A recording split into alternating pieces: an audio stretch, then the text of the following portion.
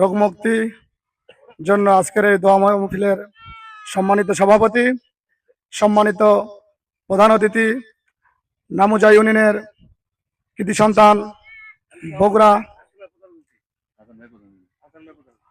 সম্মানিত সভাপতি নামুজা ইউনিয়নের কৃতি সন্তান বগুড়া সদর উপজেলা যুবদলের সিনিয়র যুগ্ম আহ্বায়ক তহিদুল ইসলাম তহিদ ভাই, প্রধান অতিথি বগুড়া জেলা যুবদলের বিপ্লবী সাধারণ সম্পাদক সাবেক সফল সভাপতি জনাব আবু হাসান ভাই, উপস্থিত বিভিন্ন ইউনিয়নের যুবদলের নেতৃবৃন্দ, উপস্থিত অত্র মাদ্রাসার শিক্ষক ও ছাত্রছাত্রীবৃন্দ, সবার প্রতি আমার সালাম, আসসালামু আলাইকুম। বক্তব্যের কিছু নেই।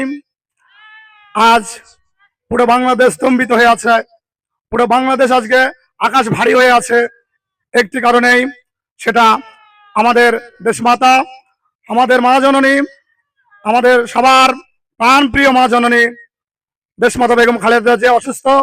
আপনারা জানেন তিনি বিএনপির সফল 3 বারের প্রধানমন্ত্রী, তিনি গণতন্ত্রের জন্য আপসীন সংগ্রাম করে গেছেন।